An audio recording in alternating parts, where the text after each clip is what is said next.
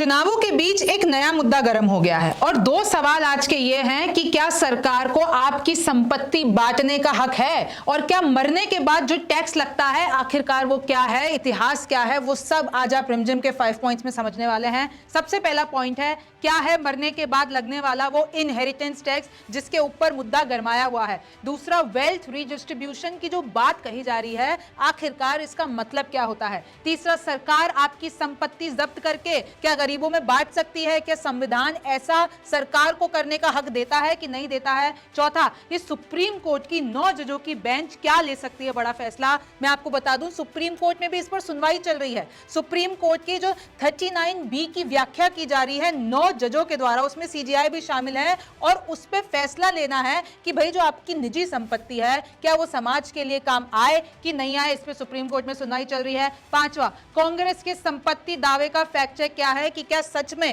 कांग्रेस ने अपने मैनिफेस्टो में ये कहा है कि अमीरों का पैसा लेके गरीबों में बांट देंगे। तो आपके लिए मैं ये मैनिफेस्टो लेकर आई हूं और मैं पूरा फैक्ट चेक करने वाली हूं कि आखिरकार क्या लिखा है और बीजेपी ने क्या आरोप लगाए हैं।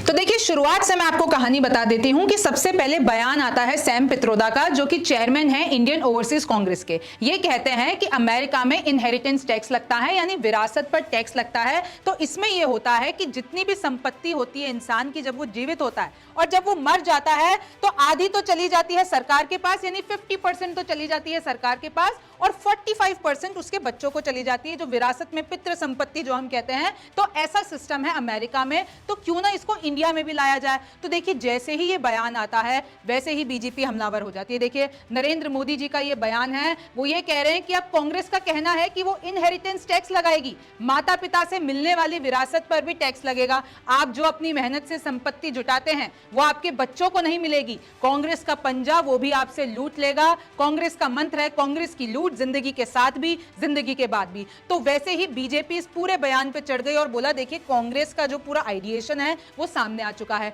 फिर उसके बाद जयराम रमेश कांग्रेस की तरफ से सामने आते हैं और बोलते हैं कि देखिए सैम पित्रोदा मेरे सहित दुनिया भर में कई लोगों के लिए गुरु मित्र दार्शनिक हैं और उनको भी अपनी बात खुलकर रखने का पूरा हक है, लेकिन इसका मतलब ये नहीं समझा जाए कि ये कांग्रेस का आधिकारिक बयान है। तो उन्होंने जो है किनारा कर लिया और इतना बड़ा पोस्ट लिख के कहा कि उनके विचार सम्मानीय हैं लेकिन ये हमारे विचार नहीं है, हम ऐसा नहीं करेंगे। फिर देखिए सैम पित्रोदा खुद पोस्ट करते हैं, देखिए 3 बड़े, कि मैंने कब कहा 55% आपका ले ली जाएगा, मैंने कब कहा ये बीजेपी और मीडिया इतने पैनिक में क्यों है, मैंने तो सिर्फ एक टीवी डिबेट में मैं तो सिर्फ चर्चा कर रहा था कि यूएस में इनहेरिटेंस टैक्स लगता है तो हमें इसके बारे में डिस्कस करना चाहिए, तो आपने तो इसको खबर ही बना दिया। तो सैम पित्रोदा का ये ट्वीट देखिए। फिर आगे बढ़िए, प्रियंका गांधी की भी इसमें एंट्री होती है। वो कहती हैं कि जो मंगलसूत्र वाला बयान आपको पता होगा, वो बोलते हैं कि मेरे जो सोनिया गांधी है उन्होंने, देखिए इधर साफ लिखा हुआ है, जब देश युद्ध लड़ रहा था इंदिरा जी ने अपना मंगलसूत्र व गहने दान किए, लाखों महिलाएं ने इस देश के लिए अपने मंगलसूत्र कुर्बान किए। तो डायरेक्टली जो है इन्होंने प्रधानमंत्री पे पूरा निशाना साधा कि प्रधानमंत्री जी मंगलसूत्र का महत्व समझते तो ऐसी अशोभनीय बातें नहीं करते। तो देखिए पूरा उनके ऊपर हमलावर हुई। फिर आगे बढ़िए, जयराम रमेश फिर पिक्चर में आते हैं। उन्होंने कुछ ऐसी हेडलाइंस बताई कि ये तो बीजेपी का प्लान था, इनहेरिटेंस टैक्स लाने का तो बीजेपी का प्लान था। देखिए, inheritance tax has surplus large endowments to hospitals universities in the west. देखिए अरुण जेटली का ये बयान ये दिखा देते हैं, ये पूरा पोस्ट करके ये बताते हैं कि कैसे बीजेपी चाहती थी कि इनहेरिटेंस टैक्स लिया है। देखिए, गवर्नमेंट में reintroduce inheritance tax, here is what it means. और उसके बाद वो यही नहीं रुके, उसके बाद इन्होंने एक क्लिप भी दिखा दी कि कैसे जयंत सिन्हा जो कि बीजेपी के एमपी हैं, फॉर्मर MOS फाइनेंस मिनिस्टर हैं, वो वकालत करते हुए दिख रहे हैं कि 55% वाला जो इनहेरिटेंस टैक्स है वो आ जाना चाहिए। तो देखिए ये पूरा मामला हुआ। और एक दूसरा मामला मैं बता देती हूं जो मोदी जी ने अभी हाल ही में उठाया है। आपको पता होगा कर्नाटक में जितनी भी मुस्लिम प्रजातियां हैं उन सबको OBC कोटे में डाल दिया है। फिर प्रधानमंत्री ने उनका कटाक्ष किया है कि देखिए ऐसा करके OBC को मिलाने वाले बहुत बड़े हक को छीनकर धर्म के आधार पर दे दिया है। तो मोदी जी ने फिर एक बार कांग्रेस पर वार कर दिया। तो देखिए ये तो आपने कहानी समझ ली, tweet by tweet, post by post, कि आखिरकार ये मामला कैसे उबला, कैसे आगे बढ़ा। अब आपको ये समझना होगा कि आखिरकार ये मरने के बाद भी लगने वाला टैक्स क्या है। तो देखिए इसे कहते हैं इनहेरिटेंस टैक्स, और ये मरने के बाद वाला टैक्स होता है, और ये दो तरीके के होते हैं, वो मैं आपको आगे बताऊंगी। लेकिन पहले आप ये चीज क्लियर कर दीजिए कि ये जो इनहेरिटेंस टैक्स है वो यूएस में केंद्रीय स्तर पर नहीं लगता है, सिर्फ 6 राज्यों में लगता है। कौन कौन से? Iowa, Kentucky, Maryland, Nebraska, new Jersey, Pennsylvania, Iowa. और मैं आपको बता दूं कि ये जो 6 राज्य हैं, और आयोवा में तो ये तैयारी चल रही है कि 2025 के बाद से इसको खत्म कर दिया जाएगा। और मैं आपको बता दूं कि इस टैक्स की जो है वो दरें अलग अलग होती है, जो कि 1 से 16% तक जा सकती है। और दूसरा और सुन लीजिए कि डिफरेंस है इनहेरिटेंस टैक्स और स्टेट टैक्स में डिफरेंस है। अगर मैं स्टेट टैक्स की बात करती हूं तो वो यूएस में, पूरे यूएस में लागू होता है, और इसको अगर हिंदी में बताती हूं तो संपत्ति कर होता है। अगर मैं आपको इसको एग्जांपल के तौर पर बताऊं कि अगर मेरी मौत हो जाती है तो मेरी संपत्ति पे जो हक है, जो मेरा संपत्ति है, उस पर टैक्स लगेगा। और अगर मैं वसीयत में अपने बच्चों का नाम लिख जाती हूं तो अगर जितनी भी संपत्ति है, तो जब मैं मर जाऊंगी तो वसीयत के बाद मेरे बच्चे अगर उस कमाई का इस्तेमाल करते हैं तो उनके ऊपर इनहेरिटेंस टैक्स लगेगा। तो देखिए ये दोनों आपको समझ में आ जाएंगे। और अगर मैं आपको बता दूं कि यूएस में लागू होता है, जापान में भी लागू होता है, यूके में भी लागू होता है, फ्रांस में भी लागू होता है। और इससे बचने के लिए लोग क्या करते हैं कि कभी कभार, अगर मैं आपको यूएस की बात बताती हूं तो यूएस में ऐसा एक रूल है कि $18,000 तक के गिफ्ट पर टैक्स नहीं लगता है। तो इसमें क्या कर सकते हैं आप इस टैक्स से बचने के लिए, इनहेरिटेंस टैक्स से बचने के लिए, कि आप ऐसा कर सकते हैं $18,000 तक का कोई गिफ्ट अपने परिजनों को दे सकते हैं, तो आपकी संपत्ति में गिरावट आई जाएगी। तो देखिए पूरा टैक्स से रिलेटेड है। तो यही बात सैम पित्रोदा ने कहा कि इनहेरिटेंस टैक्स को आप, इसके ऊपर डिस्कशन होना चाहिए। और मैं आपको एक और बात बता दूं, आगे मैं इसके सबूत भी दिखाऊंगी कि कैसे राजीव गांधी ने, भारत में भी लगता था ये टैक्स, लेकिन राजीव गांधी ने 1985 में इसको रद्द कर दिया था। अब आगे बढ़ते हैं दूसरा, कि आखिरकार ये वेल्थ रीडिस्ट्रीब्यूशन का मतलब क्या होता है। तो देखिए मैं आपको वेल्थ रीडिस्ट्रीब्यूशन के बारे में बताऊं, इससे पहले आपको ये जानने चाहिए, कुछ आंकड़े जानने चाहिए कि भारत में अरबपति जो हैं वो पिछले साल से 169 से होकर 200 हो गए हैं। फोर्ब्स की रिपोर्ट है।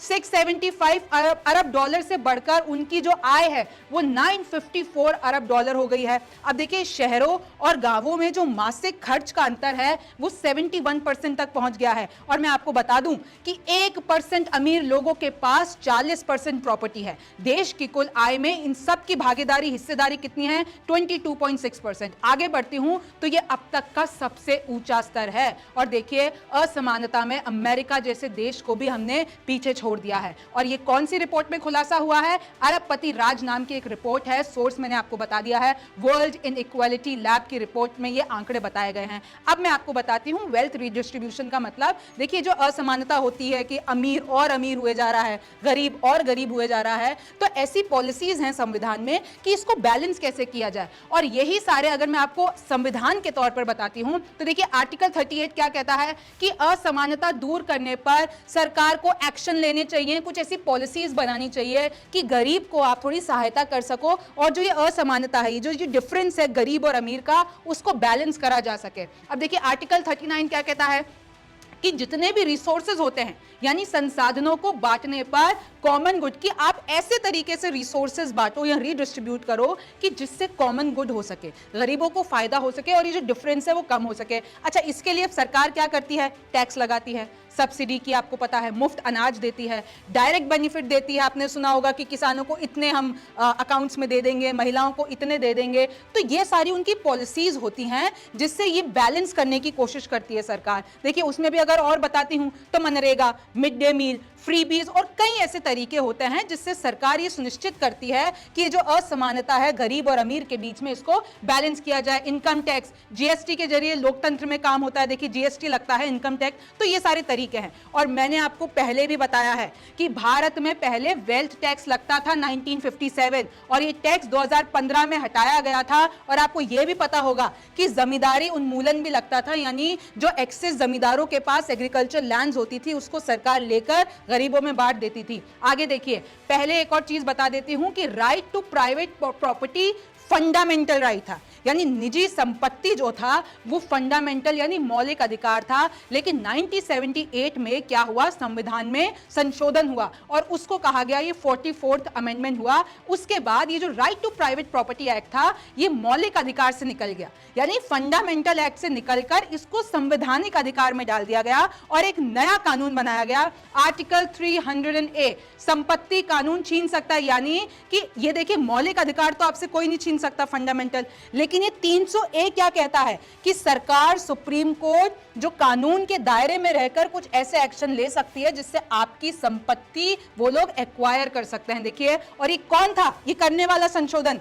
जनता पार्टी की सरकार, मोरारजी देसाई उस वक्त पीएम थे, तो इन्होंने ये जो 44th संशोधन किया था। अब आ गया ये कि इनहेरिटेंस टैक्स, जिसके बारे में मैं शुरुआत में बात कर रही थी कि 1953 में भारत में ये इंट्रोड्यूस हुआ था और 1985 में राजीव गांधी ने इसको हटा दिया था। और ये सेम था कि मरने के बाद जो मेरे विरासत में, यानी मैं जो वसीयत लिखूंगी और जो उसका अगर मेरे बच्चे होंगे, बच्चियां होंगी, बीवी, किसी के भी नाम अगर मैं करती हूं तो उनको अगर वो उसका खर्चा करते हैं तो टैक्स देना पड़ेगा संपत्ति पर। यह होता है इनहेरिटेंस टैक्स। और देखिए, अब मैं आपको बता दूं कि ये सुप्रीम कोर्ट करेगा फैसला। मैंने आपको जैसे बता दिया है कि ये जो राइट टू प्राइवेट प्रॉपर्टी है, अब ये फंडामेंटल तो रहा नहीं, अब ये जो है संवैधानिक आधार है और सुप्रीम कोर्ट अगर सारी चीजों को सही मानता है तो आपसे संपत्ति ली भी जा सकती है। और इसी में ही देखिए भूमि अधिग्रहण आ जाता है कि कैसे आपको पता होगा कि ये जमींदारों की जमीन लेके गरीबों में बांट दी जाती थी, मैं आपको पहले भी बता चुकी हूं। और एक और सरकार क्या तरीका अपनाती है कि जिसकी संपत्ति ज्यादा है उस पर आप टैक्स ज्यादा लगा दो, तो ये जो असमानता है अमीरों और गरीबों की, आप उसको कम कर सकते हो। अब चौथा पॉइंट है कि सुप्रीम कोर्ट की 9 जजों की बेंच क्या बड़ा फैसला ले सकती है। और इस वक्त जब हम ये बात कर रहे हैं तो सुप्रीम कोर्ट में अभी सुनवाई चल रही है, यानी रोज सुनवाई चल रही है इसके ऊपर। अच्छा, सवाल यही है कि क्या प्राइवेट प्रॉपर्टी समाज के लिए एक रिसोर्स है या संसाधन है? अगर मैंने अपनी मेहनत से कोई कमाई की है तो क्या मेरे मरने के बाद या मेरे जिंदा होते उस प्राइवेट जो कमाई है उस पर सरकार का हक है कि क्या सरकार उससे मुझसे लेकर गरीबों में बांट सकती है? सवाल यह है। तो मैं आपको बता दूं कि सुप्रीम कोर्ट की 9 जजों की जो बेंच है इस पर सुनवाई कर रही है। अच्छा, पूरा मामला कहां अटका हुआ है? आर्टिकल 39B की व्याख्या पर। यही जो 9 जजों की बेंच है ये व्याख्या कर रही है 39B की, और इसमें इस पूरी बेंच में CJI यानी chief justice of India Chandrachud भी शामिल हैं। और इसमें फिर मैं आपको सवाल पूछती हूं कि क्या निजी संपत्ति को सरकार बांट सकती है? अब मैं आपको कुछ एग्जांपल्स दे देती हूं कि आखिरकार थोड़ा इतिहास बता देती हूं कि सुप्रीम कोर्ट किन चीजों पर विचार कर रहा है और क्यों अभी तक ये फैसला हो नहीं पा रहा है और 9 जजों की बेंच क्यों बैठ गई है इस पर फैसला लेने के लिए। तो देखिए, 1977 में क्या हुआ था, एक रेड्डी केस था, तो उसमें यह पाया गया, 5 जजों की बेंच थी, तो 4 और 1 से नतीजा आया कि इसमें यह बोला गया कि भैया नहीं है, ये जो प्राइवेट प्रॉपर्टी है वो समाज के लिए इस तरीके से इस्तेमाल नहीं की जा सकती, उस पर सिर्फ मेरा हक है। तो 4 जजों ने तो कहा कि हाँ ये ठीक है, प्राइवेट प्रॉपर्टी सरकार नहीं ले सकती। लेकिन एक ऐसे जज थे, जस्टिस अय्यर, उन्होंने कहा नहीं, ये होना चाहिए, ये जो निजी संपत्ति है इसको संसाधन बना के गरीबों में बांटना चाहिए। और मैं आपको बता दूं कि इसका काफी विरोध भी हुआ था, लेकिन जस्टिस अय्यर जो थे उन्होंने, ये जो एक थे जज, उन्होंने कहा था कि भैया ऐसा होना चाहिए। अब देखिए 1983 में क्या होता है, संजीव कोक केस में क्या होता है कि अय्यर के बयान को लेकर, यानी जस्टिस अय्यर के बयान को लेकर ये लोग बोल देते हैं कि ये ठीक है कि जो प्राइवेट प्रॉपर्टी है उसको इस्तेमाल कर लो गरीबों में बांटने के लिए, किसी भी प्राइवेट प्रॉपर्टी को। लेकिन कुछ एडवोकेट्स का इसमें यह कहना था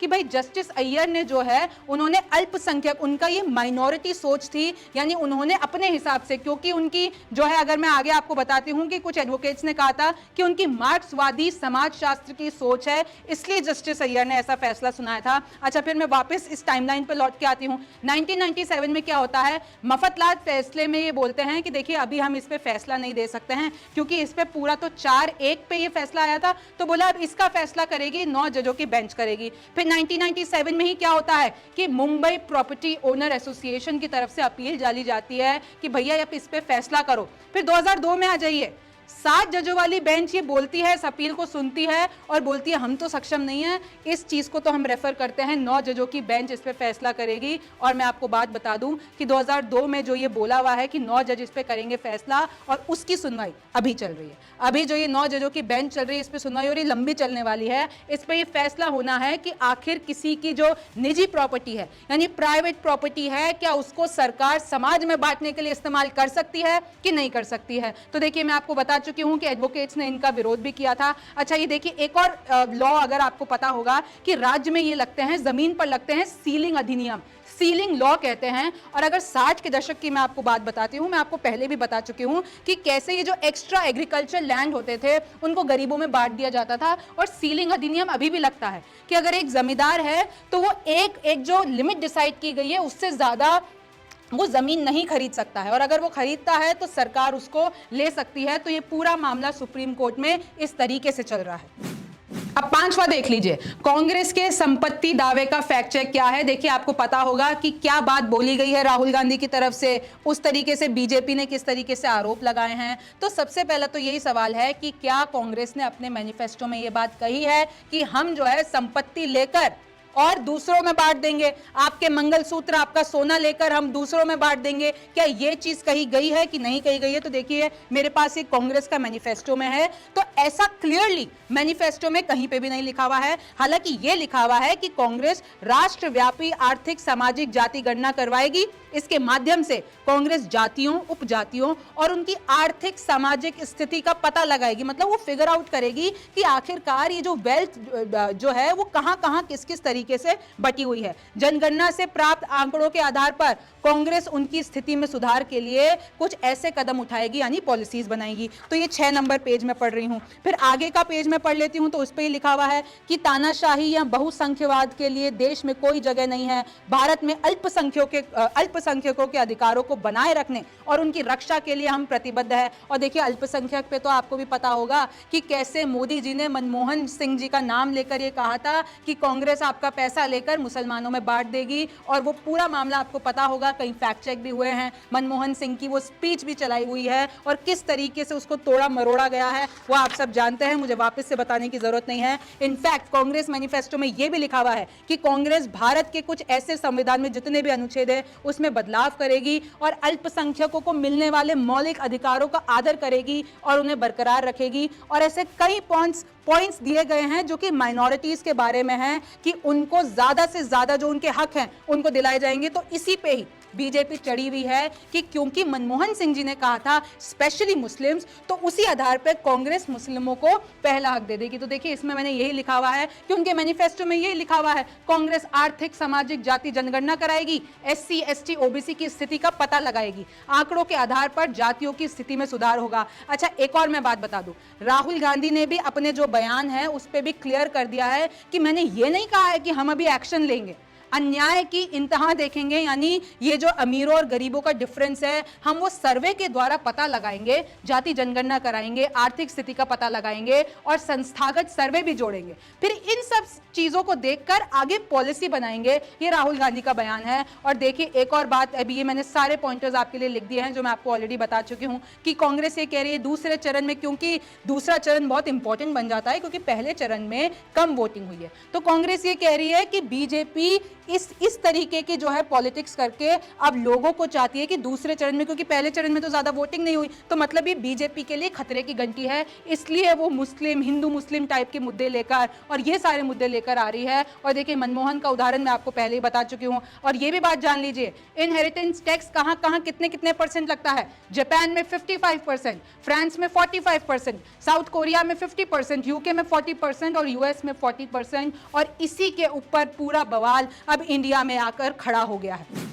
आप देख रहे हैं कि सैम पित्रोदा के एक बयान से कैसे पूरा बवाल, हम इतिहास आगे का पीछे का सब कुछ बाहर आ गया है, ये नया चुनावी मुद्दा बन गया है। और बीजेपी तो यही कह रही है, और इनफैक्ट सोशल मीडिया पर आप जाके देखेंगे तो सैम पित्रोदा ट्रेंड कर रहे हैं। लोग कह रहे हैं कि जब जब चुनाव होते हैं सैम पित्रोदा अलग से आके निकलते हैं, कोई बयान देते हैं। 2019 में भी उन्होंने ऐसा बयान दिया था 1984 राइट्स को लेकर कि हुआ तो हुआ। आज पूरे दिन सोशल मीडिया पर वो ट्रेंड किया है और उनका यही कहना है कि अचानक से ये लोग आते हैं और कांग्रेस की नैया डुबा के चले जाते हैं कि राहुल गांधी को भी बयान देना पड़ गया, जयराम रमेश को भी सफाई देनी पड़ गई। तो ये जो सैम पित्रोदा है कि उनके दिमाग में चल क्या रहे, चुनावों के बीच अचानक ऐसे बयान लेकर क्यों आते हैं। अब देखिए इनहेरिटेंस टैक्स पे इतनी बड़ी डिबेट छिड़ गई है, अब आगे क्या होगा। और कहीं ना कहीं यही लग रहा है कि कांग्रेस ने खुद बीजेपी को और ज्यादा मुद्दे दे दिए हैं और प्रधानमंत्री मोदी जहां जिस रैली में जा रहे हैं वहां पर यही बार बार रिपीट करके बता रहे हैं कि कांग्रेस कैसे आपकी पूरा खजाना छीन लेगी, आपके मंगलसूत्र छीन लेगी, आपके प्रॉपर्टी का, यहां तक कि मरने के बाद भी नहीं छोड़ेगी, मरने के बाद भी आपकी प्रॉपर्टी पे टैक्स लगाएगी। तो देखिए अभी चुनावी जो माहौल है वो अब ज्यादा गर्म हो गया है। अब आगे क्या होगा ये तो वक्त बताएगा। जाते जाते आपके लिए सवाल है कि आप लोग ये इनहेरिटेंस टैक्स पे क्या सोचते हैं कि अगर भारत में लागू होता है तो आप उसके पक्ष में हैं या फिर आप उसके खिलाफ है, मुझे जरूर बताइएगा। तब तक के लिए आप न्यूज़ 24 देखते रहिए, रिमझिम के 5 पॉइंट्स देखते रहिए। मैं हूं रिमझिम जेठानी, फिर मुलाकात होगी। नमस्कार, मैं हूं मानक गुप्ता। अगर आपको हमारा ये वीडियो पसंद आया हो तो इसे लाइक और शेयर जरूर करें और हां, हमें सब्सक्राइब और फॉलो करना ना भूलें ताकि आप देश और दुनिया की कोई खबर मिस ना करें। तो जुड़े रहिए हमारे साथ और देखते रहिए न्यूज़ 24।